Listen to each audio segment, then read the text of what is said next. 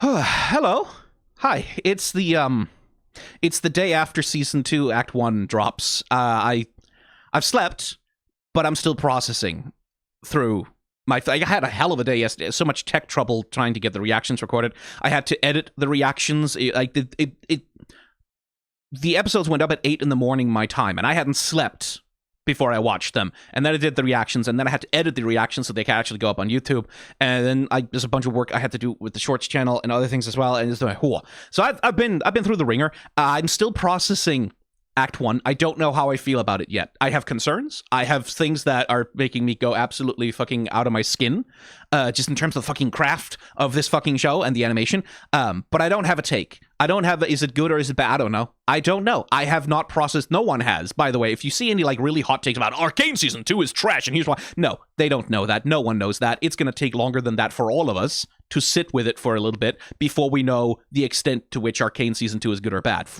For me, I know it's going to be at least a week before I know how I feel about Act 1, but by then Act 2 is going to drop, and then that's going to change how I feel about Act 1 because it adds context to the thing, and before I've finished processing all of that, Act 3 is going to have dropped, so I'm not going to have a take, I'm not going to have an opinion, a strong one about Arcane Season 2 until the season has been out for like a week and I've had time to, think about it, actually. So in the meantime, I was scrolling YouTube. I was trying to find something to decompress myself with, like to kind of go, okay, I need to like I get my head straight on my shoulders again, like have a YouTube video playing, play some Monster Hunter World or something, just kind of chill out. And then I saw that the film theorists have uploaded a video about how Arcane killed League of Legends, specifically apparently by killing League of Legends lore. And I'm not gonna lie, I had a moment of like, you come into my house, you step on my territory, is that what you do?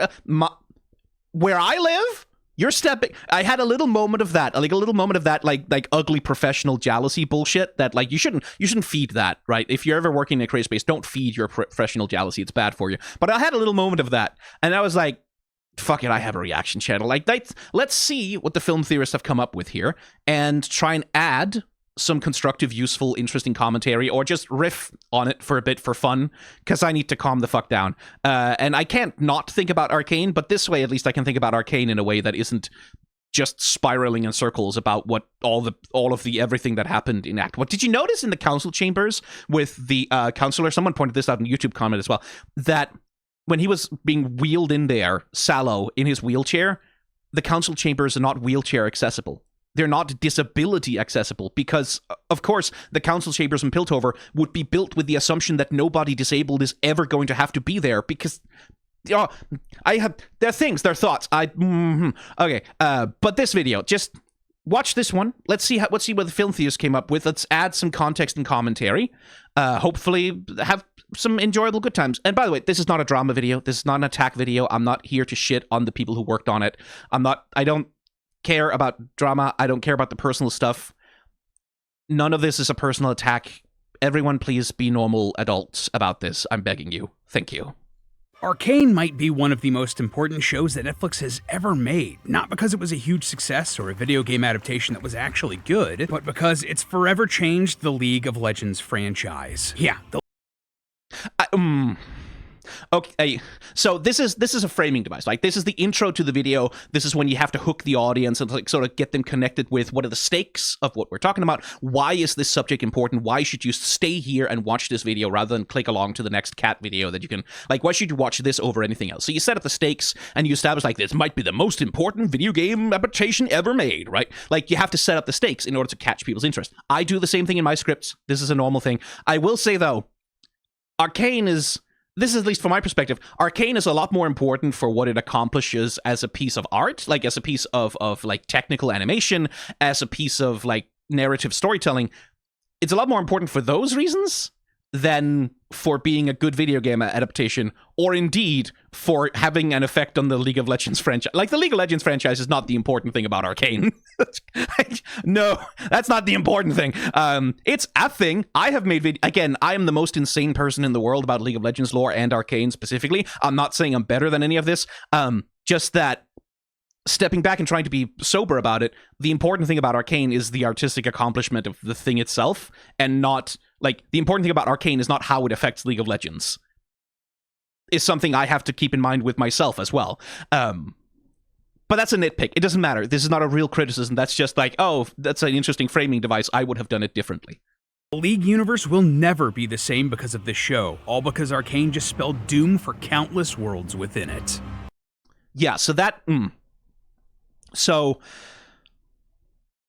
I've talked about this extensively, that Arcane became canon and became the center of the canon, and that's going to affect a lot of things within League of Legends. I'm really curious what their approach is here. Because, like, I have not taken the... This sounds like what they're saying is Arcane has spelled doom for a bunch of the skin universes? Or do they mean, like, a bunch of the regions and the stories there? Because, like, I have not considered the way in which Arcane could affect the skin universes. I mean, it could, I guess, but... Oh, interesting. Let's see. Hello, internets. Welcome to Film Theory, the show that's gonna take you to Brazil. Mordecai's a joke. You guys excited for Arcane Season 2? I'm not gonna lie, like, there's always the temptation. Anytime I talk about anything that has anything to do with Mordecai, so just to shout out Brazil for no reason. Just because Brazilians are so fucking delightful. Like, Brazil mentioned, yay! Like, it's so fun. But I also feel bad about it because it feels like engagement bait, right? Like, it feels like, easy way to get comments, kind of pandering kind of thing. But, like, you guys are fun. I like you. I know I am. When this show first hit our television screens a couple years ago, I was absolutely hooked by its storytelling and art style. Fun fact, we here at Theorist have actually been trying to think of a good Arcane theory since that first season, but just never had a really good excuse to sit down and craft. Okay, Victor rework. I mean, I think, yeah. Echo going back in time. Yeah! Yeah, what about that? How about that? How many League of characters in Season 2? Good question. Orianna and Blitz. Yeah. Blitzcrank. Is Mel dead? No, turns out. Is that a spoiler for Season 2? No, because that's literally within the first 5 seconds of the first episode. Saying that Mel isn't dead is not a spoiler at this point. I will not accept that. One. But of course, that all changes today. If you don't know, Arcane is a Netflix series based on the gargantuan titan of gaming, League of Legends, developed by Riot Games. It covers the stories of sisters Vi and Jinx as they deal with the underworld of the Twin Cities, Piltover and Zaun, and the scientist-turned-politician Jace as he grapples with the destructive potential of his invention, Hextech, along with Fallout's The Last of Us and...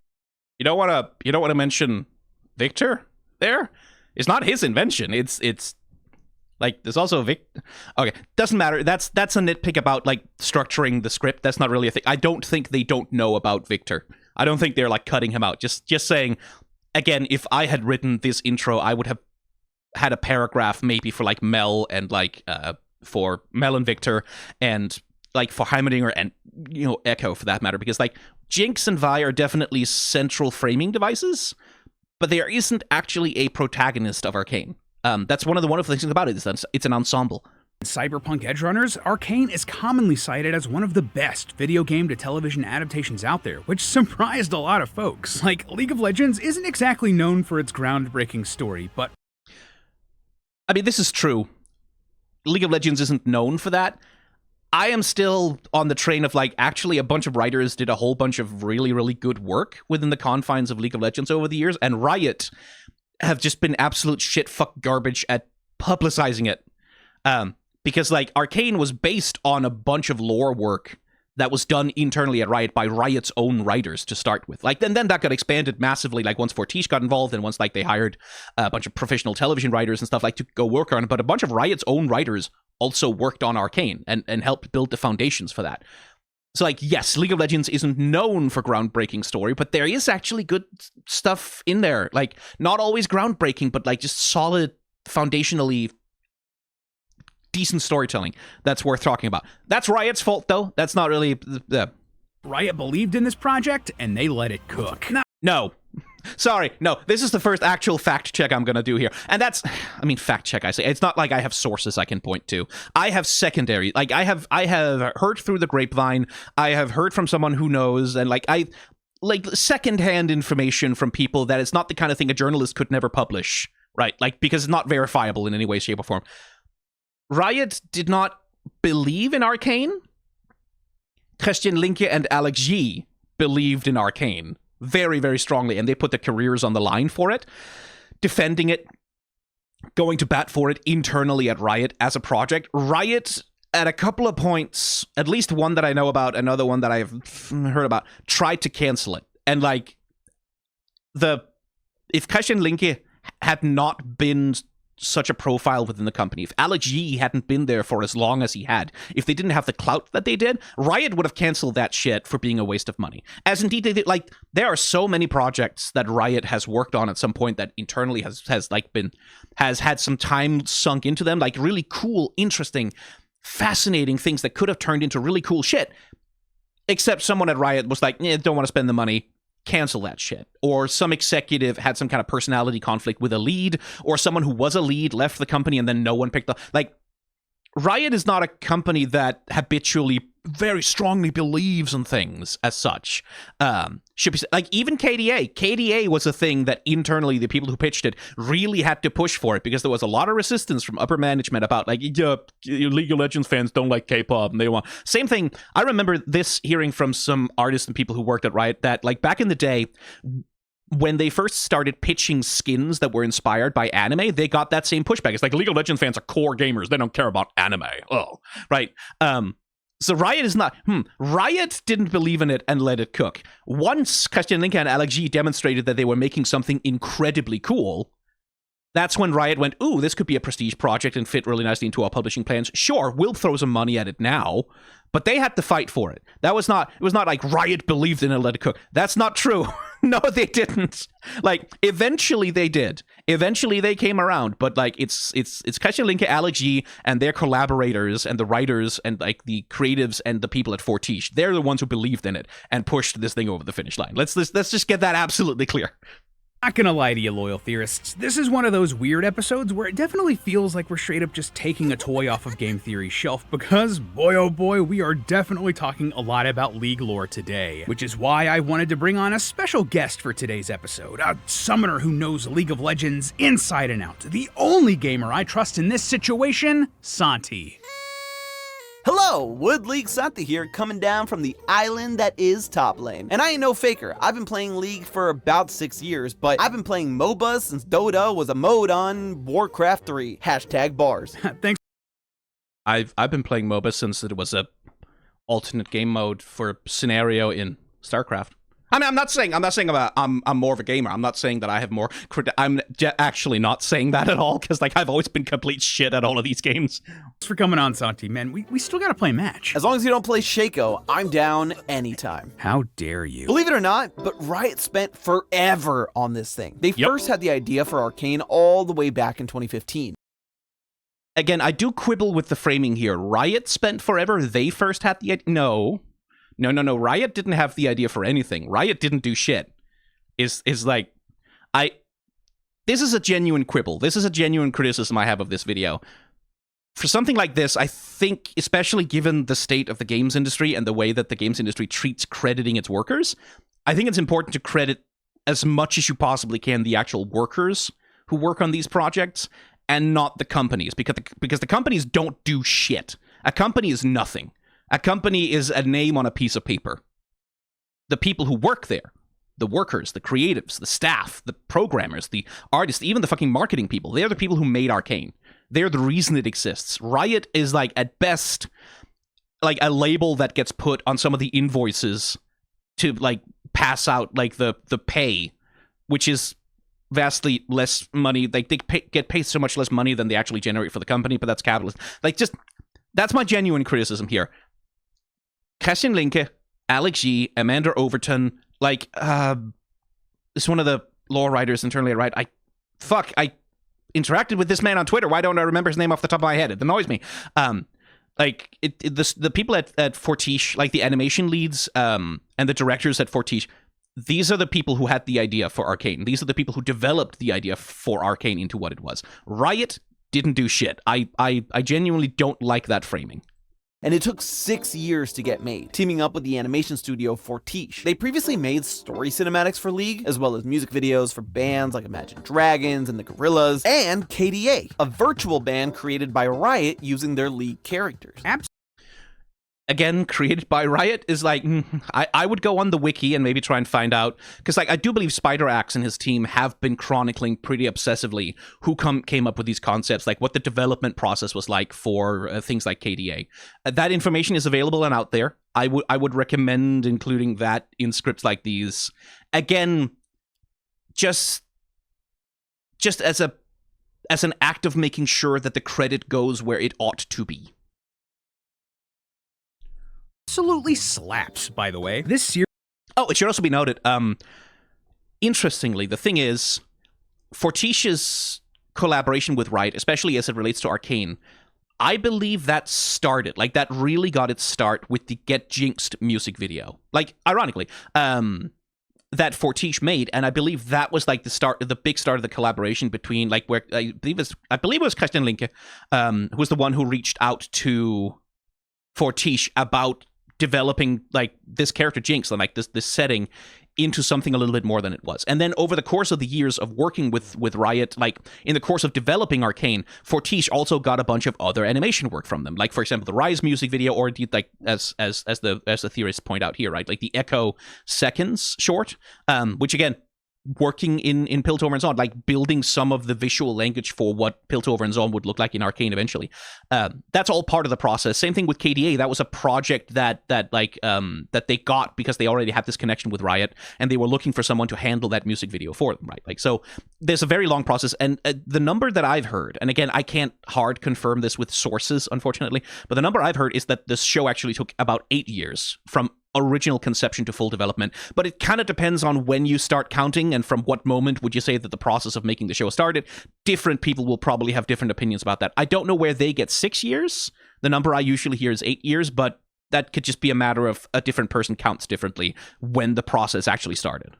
Series was a bit of a gamble, but it paid off. Arcane was a huge hit, and both longtime fans and newcomers alike had a real hunger for more Arcane and other League story content. Riot must have been feeling it too, because they bought a significant portion of Fortiche and announced both a second season of Arcane and multiple other projects in development. I'm genuinely not happy about this. Is something Riot does, by the way. Riot likes to do this. They have a long history of doing this. Is they find a studio or a group or a thing that's happening that, oh shit, that's really cool, and then they just buy a huge chunk of it in order to have control over it. And that's a pattern that has been, I mean, my opinion is that in esports that has been a very toxic pattern for Riot. I think that has led to a it didn't help the bubble that has been sort of exploding in esports over the past few years. That's a different conversation, but that's a Riot move. That's very much a Riot move. It's like, oh, we like what the studio is doing, buy them, right? It's like, ask the people who were excited for Rising Thunder, right? Like, we're getting 2XKO, that's great, but also it's a bit of a sort of like a vor-like approach to creative development. After all, Arcane only covered the story of a few champions. There's plenty to mine here. You got the edgelords, Yasuo and Yone. And I know I personally wouldn't mind seeing a series about Sylas wrecks me in mid lane, but that would be a great story to watch. That's actually why I mean, you could play Mage Seeker. I wanted to talk about Arcane today. See, moving forward, this sort of show is going to be a huge deal, not only for Riot Games as a company, but for League of Legends as a universe. Sure, it's changed the way people look at League as a game, but when you look at the lore of the Runeterra universe and where Arcane fits into it, Arcane may be the most consequential thing to ever happen to the League of Legends. Yeah, because it doesn't fit into it. That's a big problem, is that the Arcane lore was never designed to fit into the main canon of League of Legends. That's not what it was built for, but now it's gonna. Multiverse, and some of it may be completely destroyed as a result. Yep. Get ready to jungle, loyal theorists. We're about to gank the lore. I got that. I understood that reference. So I feel like we need to start with a little bit of a history lesson, because until Arcane, most of the lore of League's champions was contained to cinematic cutscenes, online bios, and voice lines. Some that became memes, okay, and some that were serious. Every life ends with us. Early on, League of Legends basically had no story. Like, in the first years of its release, Riot had no writers, and each of the champions only had like a paragraph of a storyline, which some of the devs spent a couple hours cobbling together. The focus was Yeah, this is mostly true. Yeah, I will say they started investing in lore writing fairly early. Maybe they'll bring it up in just a second. They started investing in lore writing fairly early.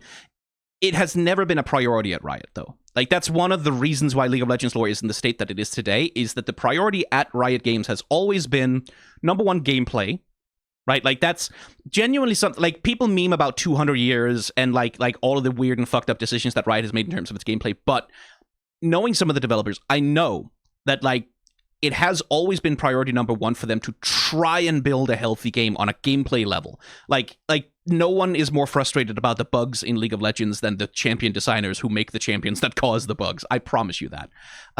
That is something that has, like, genuinely been a substantial company priority. Might not stay that way forever, but, like, it has been. Something that's never been a priority.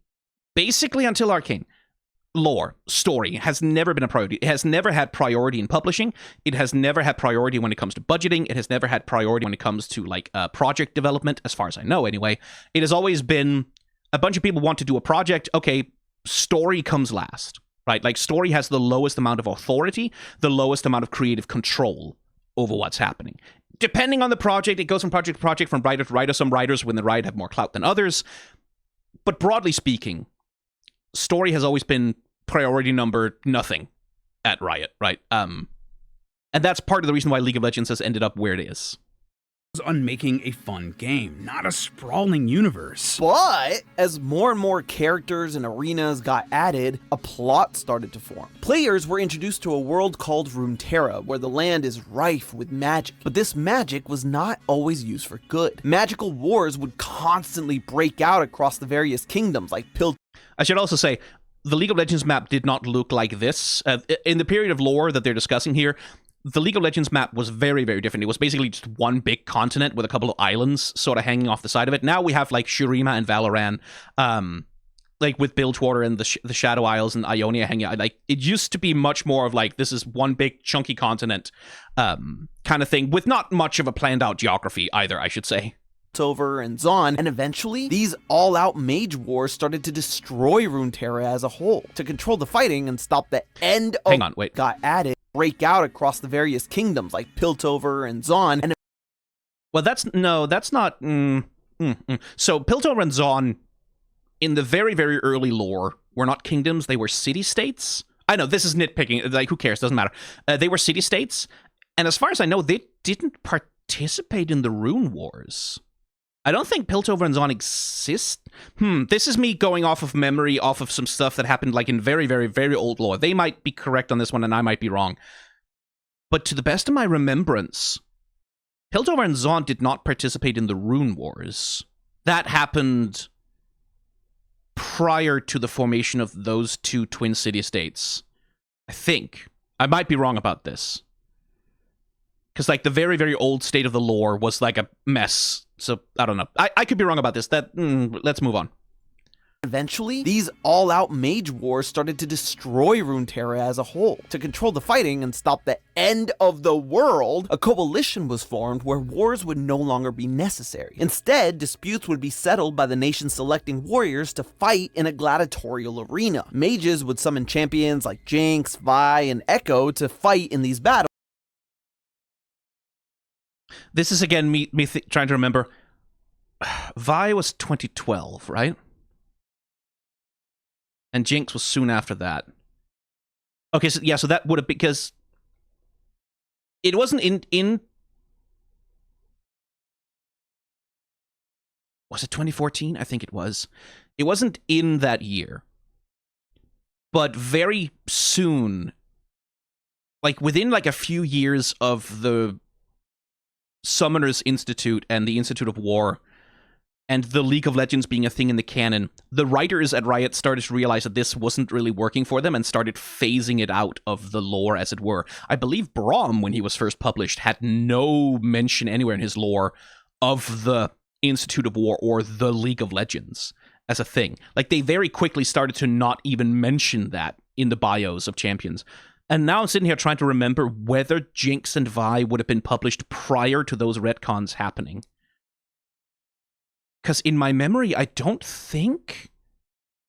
Hang on, I need to check the wiki. This is going to take a second. Hang on. Where have they put the history of the character? Because, like, Vi came out in... Yeah, 2012. And, like... Where the hell... I'm looking over the wiki right now. I'm trying to figure out where the hell they've put...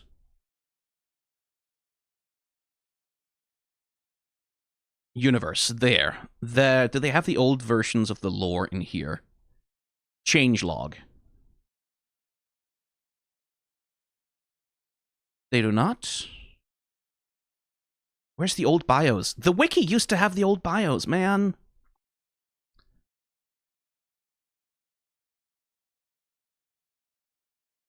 I need to ask Spiderax about this.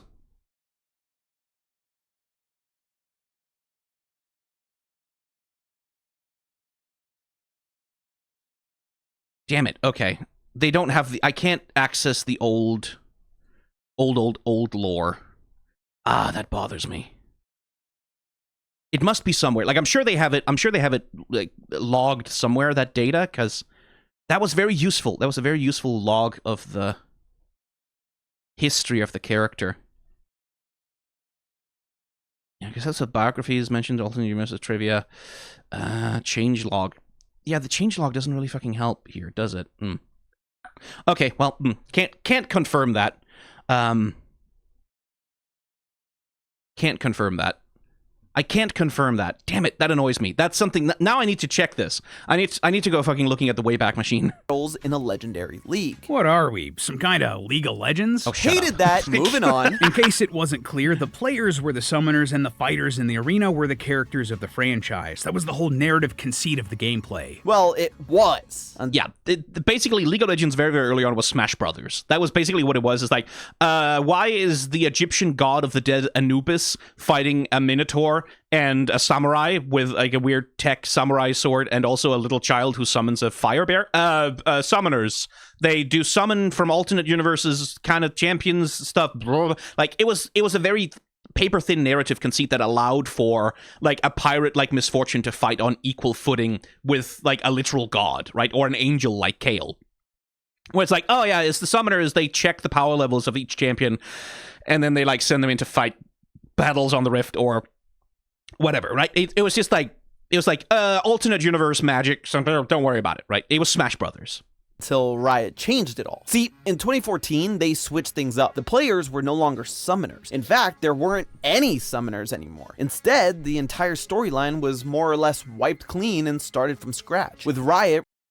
And again, technically that's what they did. In practice, there are still champions in the game that have that mention the summoners in their voice lines, and there are still champions that don't have any new lore or story at all. Like Shaco, none of that. Heimerdinger and Ziggs's bios, I think both, and Rumble's bio definitely still mention Bandle City University, which does not exist currently in the lore. Yeah, it's a mess. They technically wiped the slate clean, but in practice they only kind of wiped the slate clean for some champions a little bit and then kind of never got around to fully updating all of them. Like I said, lore has never been a priority at Riot Games. It has never been a thing that Riot was willing to put other things on hold or like to make lore have the driver's seat on development to say, okay, we have to stop putting new champions in the game for a little bit so we can get everyone together to like work out, finish like cleaning out all the old story stuff. Much in the same way that like Riot has been very slow to update their champions, even though some of them really badly needed Cho'Gath. Rammus, fucking Zillion. How the fuck does Zillion still look like that? Honestly, right? Corki? Oh my god. Releasing various comics and short stories to expand on the backstories of their champions. But these weren't often well coordinated, and the timeline became really messy as stories intersected and conflicted with one another, or frequent retcons made things pretty unclear. There are tons of examples of this, too many to count, but just a couple. Heroes like Singed and Vi had pretty big changes to their backstories, while Piltover and Zahn were retconned from sister cities into the same city split into two. Character relationships were also changed. When Jace was introduced in 2012, his basic backstory was as a scientist, while Victor broke into Jace's lab to steal Hex tech for his machines. Victor was already already a pre-established character with complex motivations, and fans didn't love making him a villain for Jace just for the heck of it. Riot heard the pleas of the fans. Complex yeah, I mean, Victor has always had his stands. It's one of the wonderful things about Victor as a character. Like, even before Arcane, there were Victor stands who love this man very deeply, and I'm very pleased with that. I would quibble with the idea that he had complex motivations prior to his, but definitely some of the rewrites of Jace's and Victor's lore. I think Anthony Birch was one of the writers who handled Jace and did not do necessarily the most, I have my problems with that. Yeah, some of the lore changes back then, some of them are interesting and fun and good, and then some of them maybe not so much. And altered their stories again in 2016 to one where they were more colleagues than anything else. You get the idea. It's a lot and it's confusing, and somehow that's just the beginning. See, in League, you can change the skins of the champions, and a lot of them are grouped into themes, like the Spirit Blossom skins, the Battle Academia skins, or my favorite, the Star Guardian skins. But these aren't just the champions dressing up in different outfits. They didn't mention Odyssey. No mention of Odyssey. Not even a mention of Odyssey, honestly. These people have no taste. No taste. Invalid. Your whole video is invalid. I'm leaving. In the story of League, these are completely different versions of these characters pulled from a massive multiverse. Alternate realities that are entirely different from the world of Arcane and Runeterra. They get really weird and experimental and really fun. Some big examples? We mentioned earlier that Riot has a K-pop group called KDA featuring many of their champions as musicians. Well, this actually encompasses an entire universe called Riot Records, with multiple groups like Pentakill, True Damage, and Heartsteel, all I mean, I wouldn't put my hopes up to see that much more of Heartsteel, unfortunately. To the best of my knowledge, the sales of the skins for Heartsteel and a lot of the paraphernalia and the externalities were not what Riot wanted from the group, and that's maybe in part due to Riot having unrealistic expectations that things can ever be as big as KDA were. But the rumblings I've heard about Heartsteel is don't get your hopes up to see more of the boys anytime soon, because they didn't perform quite the way that Riot was hoping to from a sort of commercial level. True Damage, I wouldn't have my hopes up for them coming back either, but that's mostly because the original artists that Riot was working with, like Keke Palmer and the rest of getting them back to do something for this is, I mean, Riot could probably, but it's that matter of it's very expensive to get certain people involved with these projects, and maybe that's not really worth it from the perspective of how many skins are you actually going to sell in the fucking skin line kind of deal. Those sorts of situations. KDA's coming back. You can be sure of that, probably in 2025. But I wouldn't hold my breath for True Damage. Pentakill also has a good chance, partly because it's cheaper to make, partly because I believe there are still a bunch of people internally at Riot who are really pushing hard on Pentakill, on trying to make that come back and be a thing that happens again. So I have higher hopes for Pentakill. True Damage and Heartsteel, though, I want the Heartsteel boys to have at least one more chance, but I don't know that they'll get one. Which have real-world music you can listen to. You gotta love the cross-promotion. Then there's the Sailor Moon-inspired universe of Star Guardian, the high school drama of Academy, the Untamed Western of... I mean, yeah, so Academy has never really had lore as such. Not really. Not to the extent that High Noon, for example, or Star Guardian do. High Noon, the mythical afterlife of Spirit Blossoms, the vomit-inducing cuteness of cats versus dogs. I will also say, something like Cats versus Dogs is not really an alternate universe with an actual storyline. It's an April Fool's joke. It's a silly haha goof. There isn't really lore there. There isn't not in the same way that there is for Star Guardian, for example. Star Guardian has an overarching plot line and a multi-season act structure that Riot has, again, never done a very great job of fully publishing or putting out there, but it's there. Not really so much for Cats and Dogs. And on and on and on. And hey, Odyssey, there we go. Okay, video is now valid again. You mentioned Odyssey. Odyssey mentioned, video is correct. All criticisms retracted.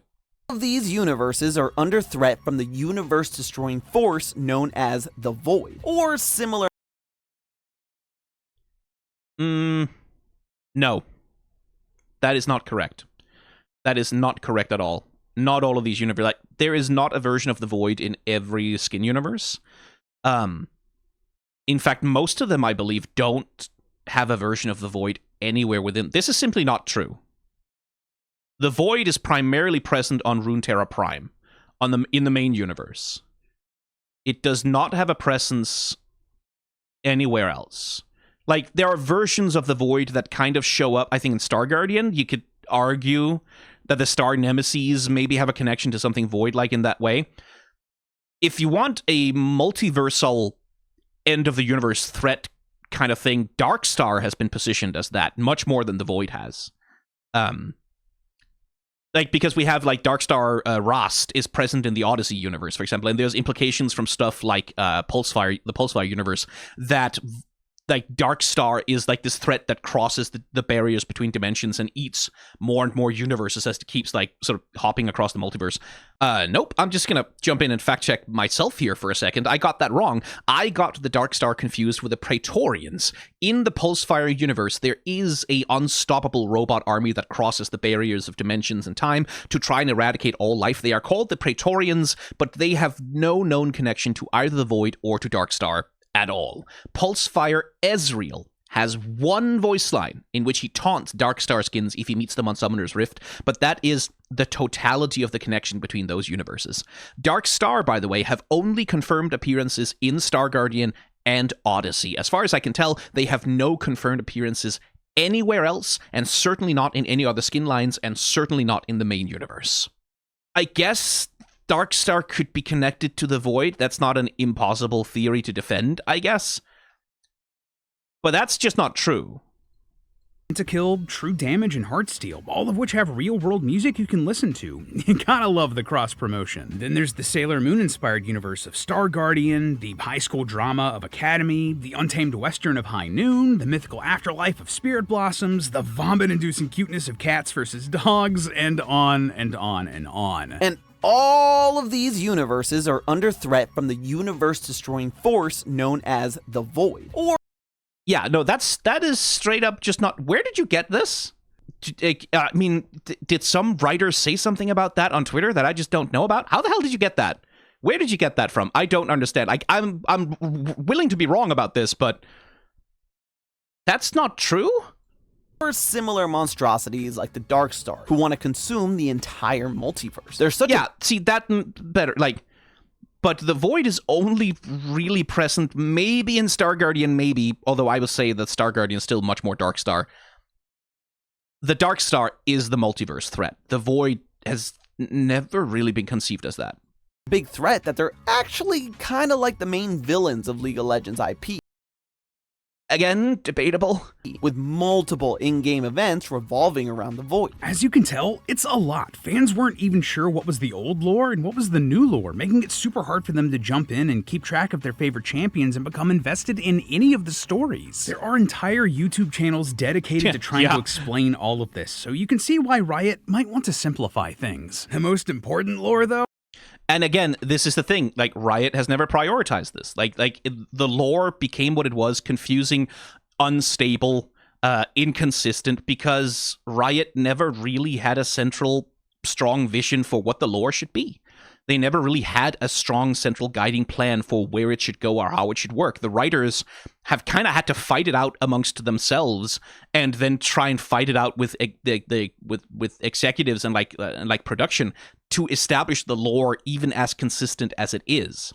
And there have been periods of time in League of Legends history where parts of the lore have become more coherent. Shurima had a good run for a while when they were really building out the Darkin, and like Zir, Seraph, Renekton, Talia, Sivir, like they had a run there for a while when they were pushing to sort of really flesh that shit out, and then it just kind of got dropped on the floor. I think because someone who was a lead on that project just left, like wasn't at Riot anymore, because that company does have a lot of churn a lot of the time.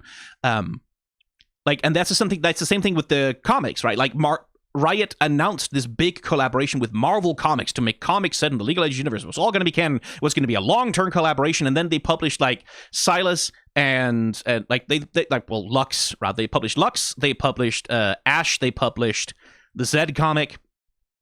Was there a fourth one? I actually forget. And then it just got dropped on the floor quietly. They didn't even cancel it publicly because Riot couldn't figure out how to work with Marvel's writers. And it's like, from the stories I heard about that, that was a frustrating time for the writers at Riot because the writers at Marvel were like, well, we're Marvel Comics. We don't like, we'll just take your shit and we'll do whatever the fuck we want with it because we're Marvel. Like, who the fuck are you? You're like a fucking video game adaptation. This is work for hire. Like, the vibe, at least I got, is that Marvel were very sort of controlling and very intent on interfering with broader League of Legends canon beyond the remit of the projects, and Riot's writers were really fucking tired of having to fight with Marvel's editors over this.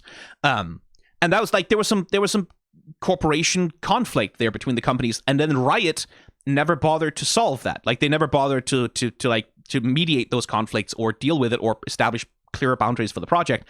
The lead editor on the whole comics project eventually left Riot for greener pastures, and it just got dropped on the floor. And that's what leads to the confusion, right? Like, is that Riot will announce these lore projects. They'll announce these things. They'll build these things and say, oh yeah, this is a cool project.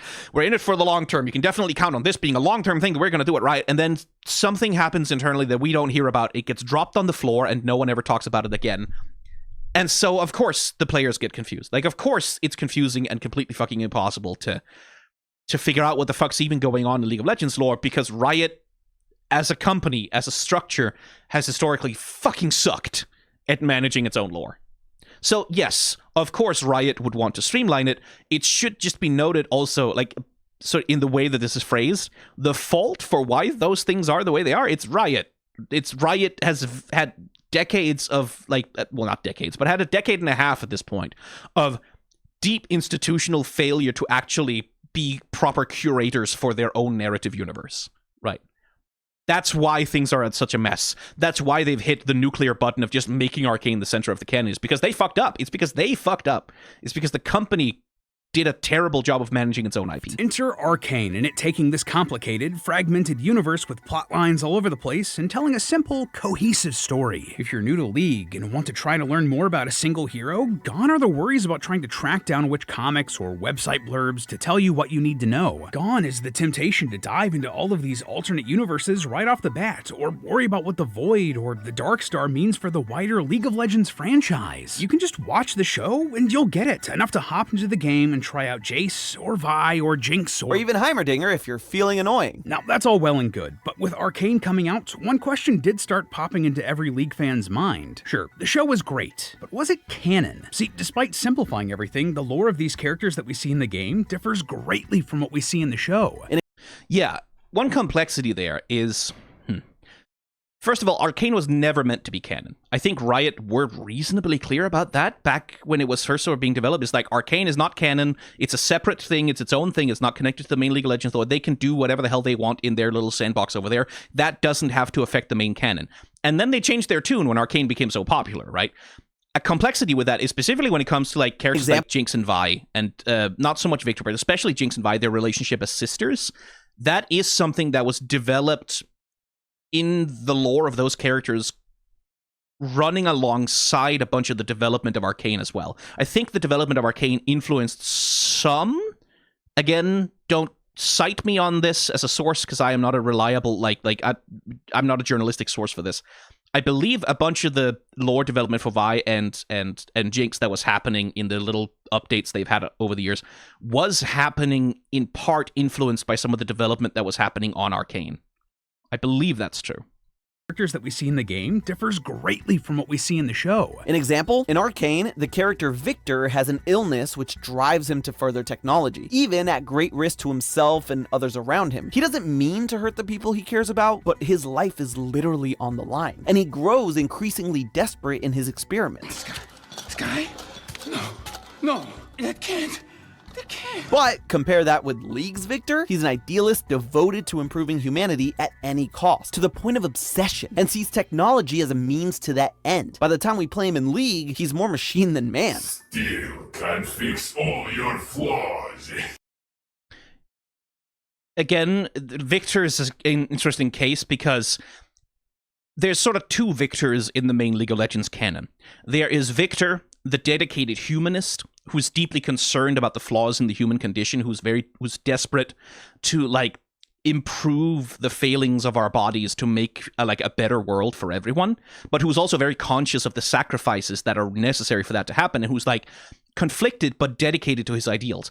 And then there's Evil Victor, the herald of the like glorious evolution. All shall be ascended to robot form. Blah, blah, blah, blah. Like the sort of mad scientist, evil genius archetype, who isn't, let's be honest, who isn't really that deep as a character. And those two have existed in an uneasy tension within the main League of Legends lore for a very long time.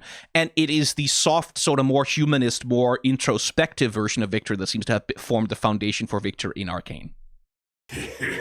These differences also extend to relationships between characters, like Victor and Jace. Like we mentioned earlier, in the game's more recent lore, they work together to improve Piltover, but would often disagree on how to do it, to the point that they, quote, never truly became friends. Compare that to Arcane, where Jace and Victor still work together, but are also quite close. Victor saved my life once. Now he needs me, and there's nothing I can do. He's like my brother. That's not what you say about somebody that you, quote, never truly became friends with. No, it's what you say about someone that you fell in homosexuality romantic love with.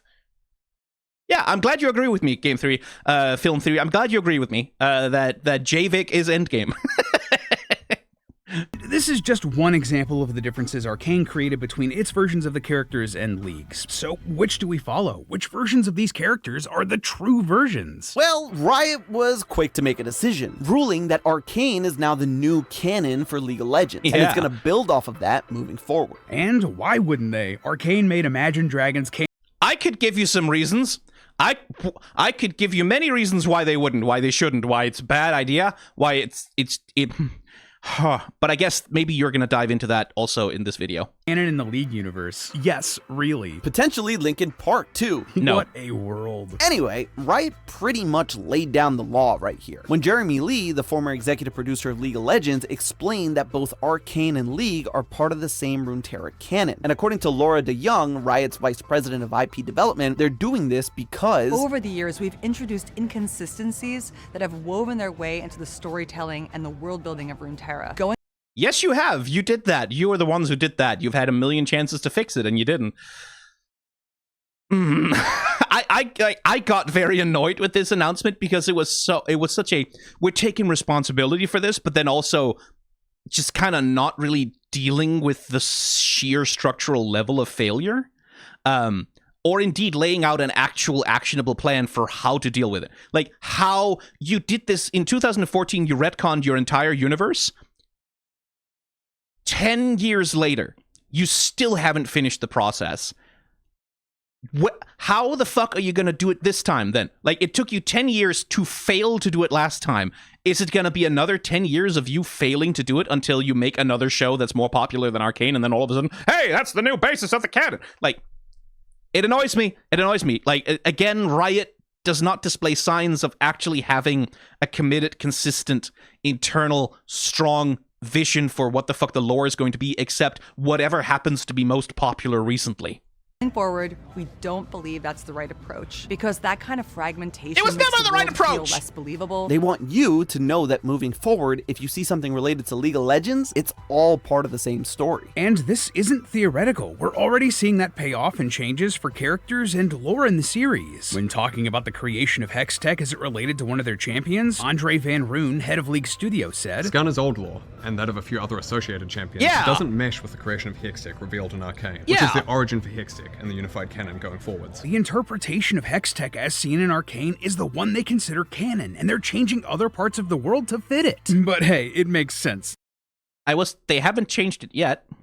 Like, Skarner has been changed. They retconned like a line or two out of Seraphine's biography.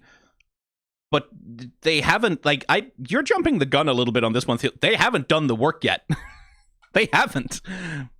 Apparently Hextech used to be extracted from giant scorpions? Yeah, that was the lore, and it was awesome. Basically, from now on, everything Riot makes in the world of Rune. Again, nitpick, this doesn't matter. This is not important to the video that we're watching, but it wasn't extracted from giant scorpions. It was... Skarner is one of the Brackern, which is a species of creature that live inside of these powerful soul crystals, right? That contain their souls, their collective consciousness, like all of their power and their energy, like which has accumulated through generation after generation of reincarnation and reincarnation and reincarnation into new bodies over thousands and thousands and thousands of years. So it's an incredibly potent power source. They take the shape of crystal scorpions, but we don't actually know that all of them did specifically. We just know that they were crystal creatures. I think there were, I'm trying to remember like how many lore states Skarner has had, because he had a couple. And it used to be that Piltover found the Hextech crystals while drilling in the desert where the Brackern were hibernating. Right? They drilled into the earth, they drilled into these crystal structures and were like, oh hey, crystal structures with crystal inside, and let's just grab the fucking crystals. Literally robbing the collective consciousness of an indigenous people in order to power their own machinery. Right, like literally a very, very literal version of extractive capitalism and extractive colonialism. What was happening? It was genuinely quite a potent metaphor. I thought that Piltover, this like land of progress and like all the golden towers and the brass and all the futuristic technology, that all of it was built on literally mining it out of the bodies of a brutalized indigenous people that were conceptualized as just monsters who don't matter. That was a very powerful set of pieces of imagery to invoke for a story like this. And part of the reason I think that Riot sort of went back on that is because they weren't really comfortable having something that was so strong in their lore. They weren't really comfortable going that far, like having an actual sort of structural critique of colonialism and capitalism within the confines of their narrative universe. And so they sort of went, oh, and that's part of why I think what happened with Seraphine went the way that it did, is that Riot had this thing of like, it's not that serious, it's not supposed to be that bad. It's like, and then when they published Seraphine with that attitude of like, it's not that serious, it's not that bad, it's like, oh, it's just fun, cute to see all the adventure stuff. And people kind of went, what the fuck are you talking about? That's the souls of Skarner's people. That's kind of when Riot, and I remember this, Mark Merrill threw his own writers under the fucking bus. He went on Twitter and said, oh yeah, that was a stupid move that our writers did. Oh, that was boneheaded and shitty. We shouldn't have done that. His own writers, this fucking staff, he just threw them under the bus for this.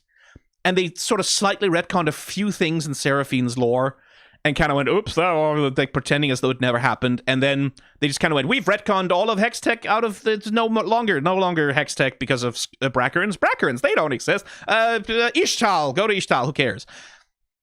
I'm still salty about that. Like, the way Mark Merrill just fucking threw his staff under the bus like that. You're the leader of the fucking company. Take some responsibility, you piece of...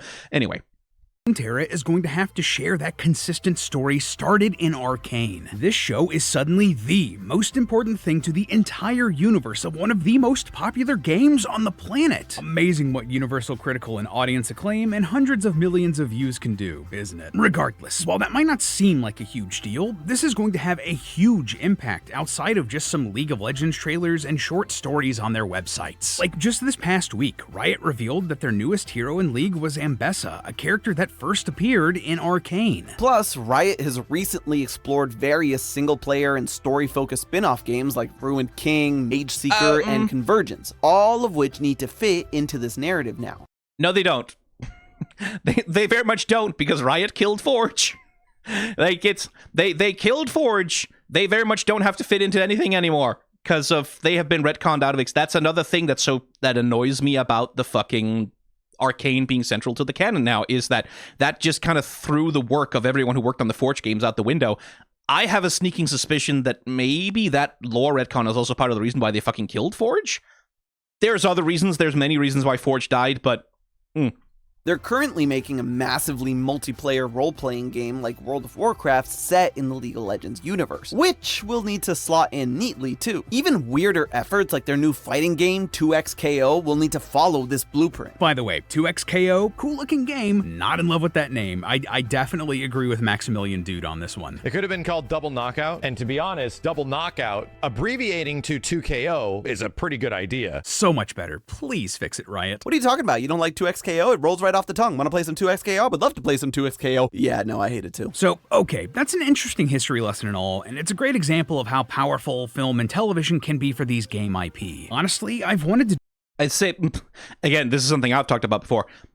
It's not so much that film and television can be powerful for the IP, it's that film and television can be powerful ways to convince the executives to do certain things. Like, it's because it got popular and a bunch of executives were very eager to jump on that and go, oh, the new fancy thing. Let's jump on the most popular thing recently instead of fixing the underlying structural issues that have sort of brought them to have all these problems.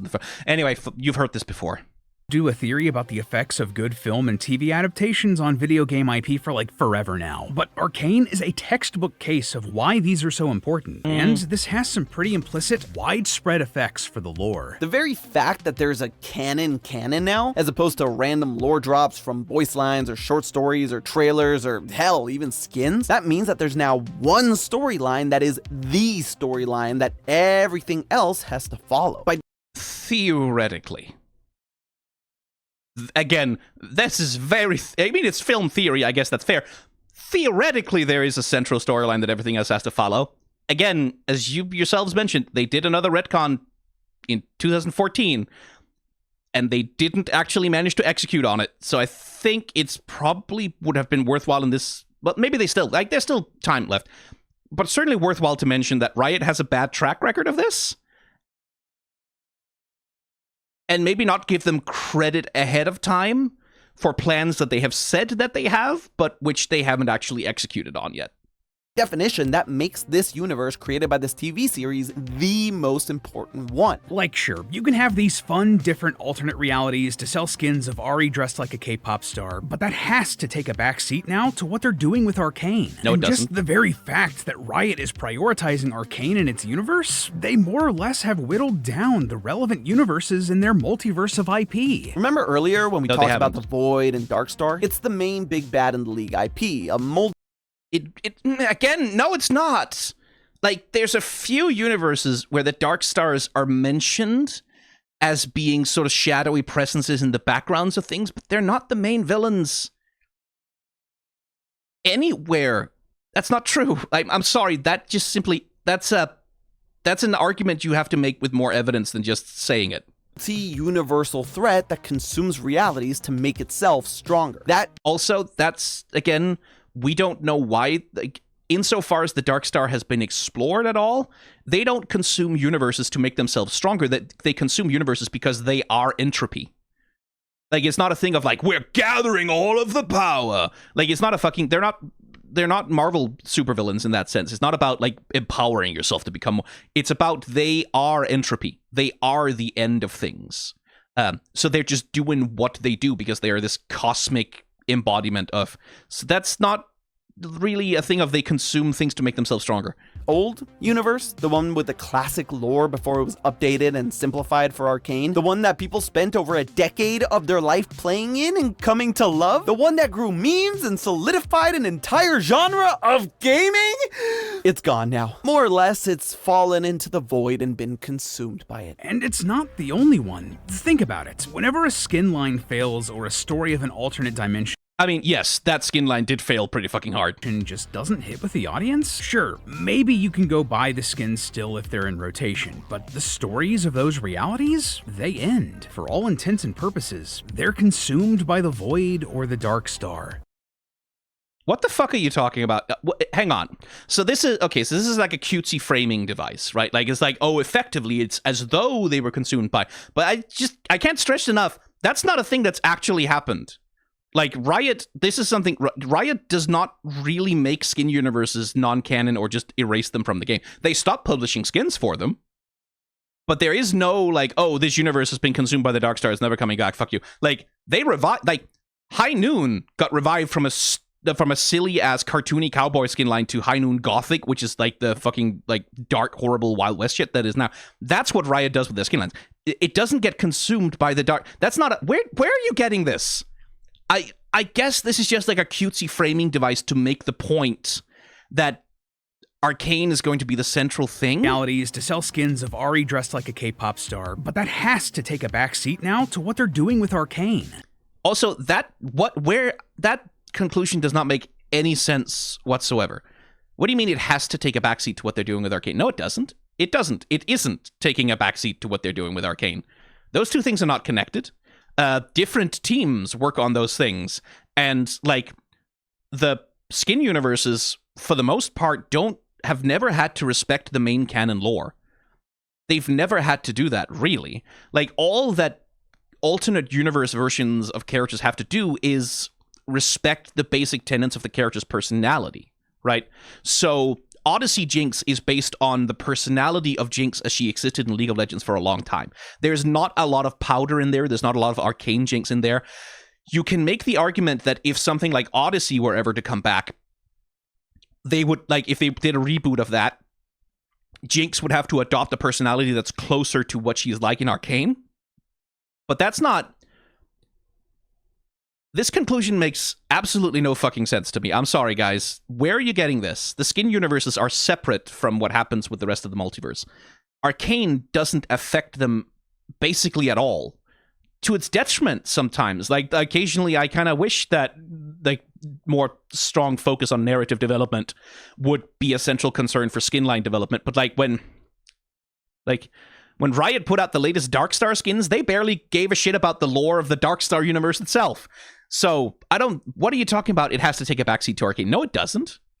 Arcane doesn't affect skin production. It does. I'm sorry, it doesn't. These are separate things. And just the very fact that Riot is prioritizing Arcane in its universe, they more or less have whittled down the relevant universes in their multiverse of IP. Remember, this also doesn't make any sense. What do you talk about relevant multiverses? The relevant multiverses in the skin lines are the skins that sell. That's why we have 4.5 billion project skins, is because they sell. That's the only metric Riot has ever cared about. Again, something I'm upset about. That's why we don't have more Odyssey skins. That's why we're probably not going to see Heartsteel again. Probably. I'm crossing my fingers, holding out hope, but no, this doesn't make any fucking sense. I'm sorry. What kind of conclusion is this? remember earlier when we talked about the Void and Darkstar? It's the main big bad in the League IP, a multi-universal threat that consumes realities to make itself stronger. That old universe, the one with the classic lore before it was updated and simplified for Arcane, the one that people spent over a decade of their life playing in and coming to love, the one that grew memes and solidified an entire genre of gaming, it's gone now. More or less, it's fallen into the void and been consumed by it. Again, no, it hasn't yet. Like, it should. It's what Riot have said that they're gonna do, are gonna just, like, make it non-canon, but, like, Heimerdinger and, like I believe Siggs and Heimerdinger still have lore from before the 2014 lore retcon.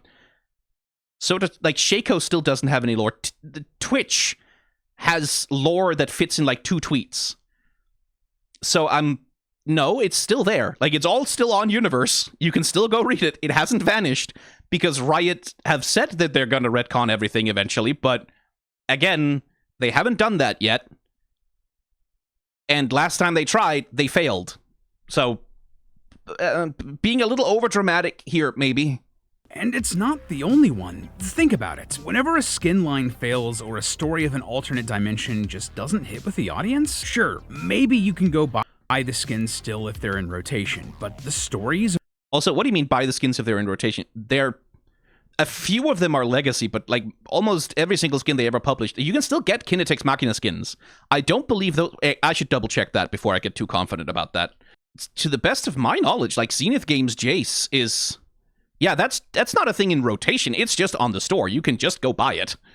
Of those realities, I know I'm nitpicking, but for all intents and purposes, they're consumed by the Void or the Darkstar. And also, what the, like, I get that they're sort of like, it's almost as though they are, but no, they're not. What are you talking about? This is all based on the erroneous assumption that the Void, or indeed the Darkstar, are the central background antagonists of League of Legends, which they aren't. That's, again, it's an interpretation. You can make an argument for it, but they haven't in this video, and it's, from my perspective, that's nonsense.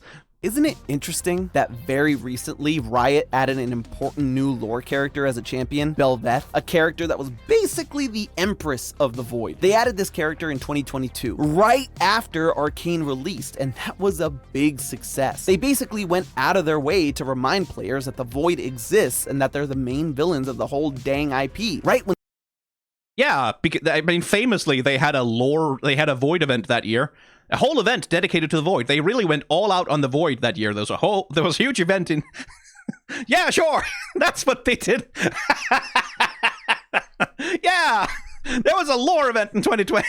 We didn't see it, but the Void event was real. It was there. It was there. Nicky boy, are you hearing this? They had a Void event with the release of Bel'Veth. Oh my god. They were rebooting their storyline and getting rid of the old lore. No! What the fuck is this? What are you talking about? I'm sorry. I'm not mad at these people. I think they just have a misunderstanding of what's going on. I don't know where they got this. I don't know where they got this conclusion. Rid of older worlds, allowing them to get eaten by the void that is irrelevance. All so they can focus on their new TV-led universe. Yep. Yeah, this is just simply not true. Like, there wasn't a Void event in 2022. Like, we all thought there was gonna be one. We were all so sure, but there wasn't one. And Belveth was put into the game, and then they never told another story about her ever again. Which is another annoying thing, is they drop these champions into the game, and then they just leave. They seem to forget that they exist or that they matter. Belveth has just sent Kai'Sa to the Freljord, because she wants Kai'Sa to fight back the Void in the Freljord, because Belveth isn't the Empress of the Void. That's kind of a big part of her character, by the way, is that Belveth is not a pure-blooded Void creature. The pure-blooded Void creatures, the pure entities that reside in the Void, have no form.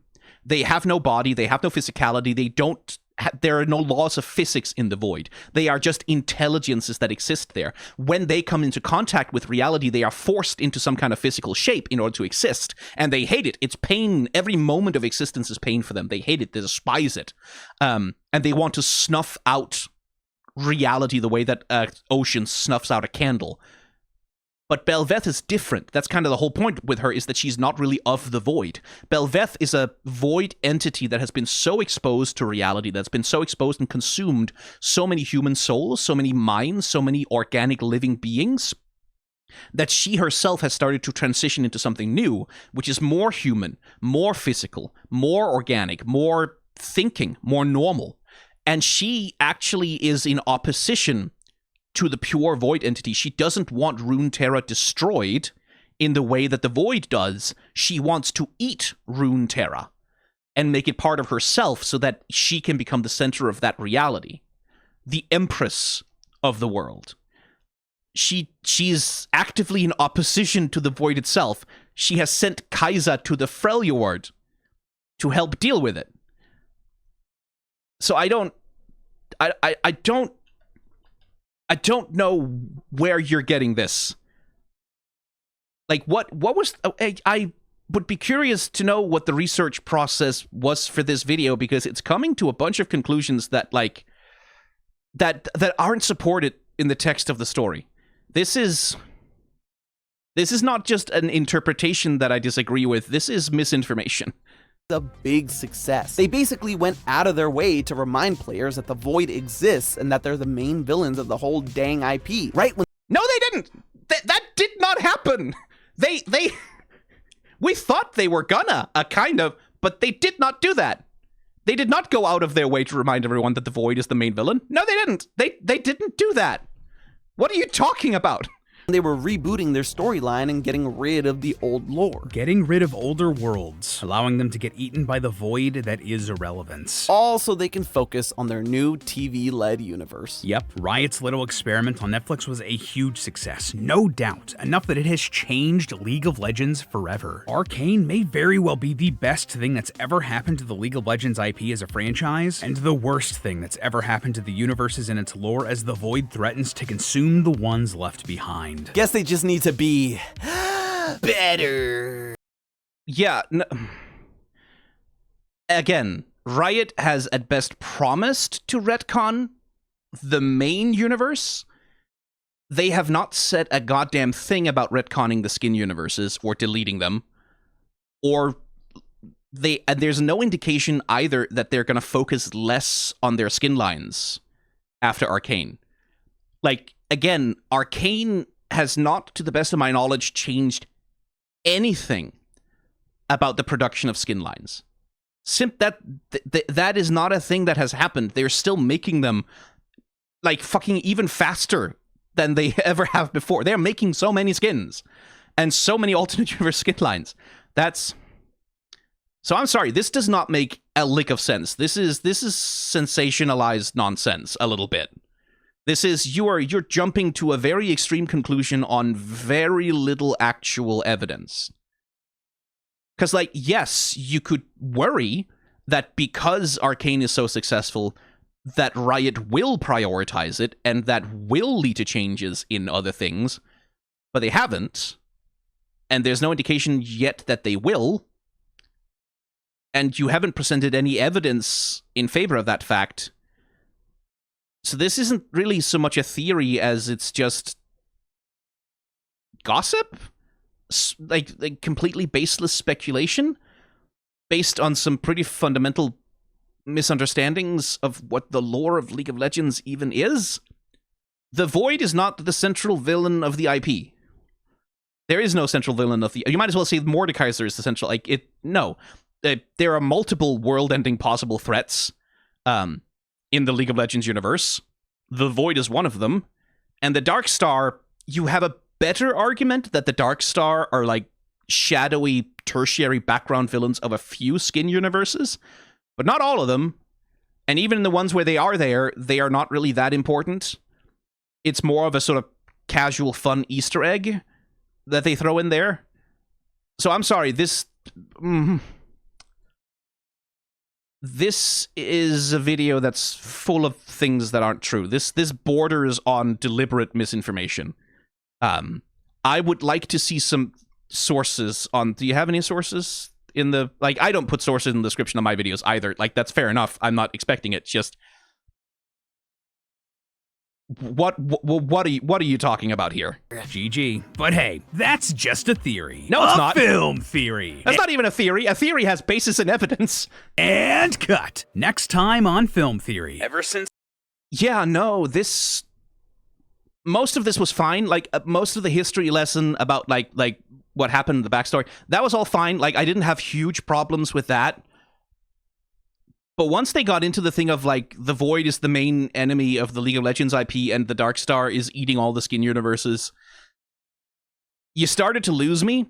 And once you started claiming that Riot was going to put aside their skin production, or, like abandon it in favor of just doing things that are focused on Arcane, you have to present some kind of evidence for that.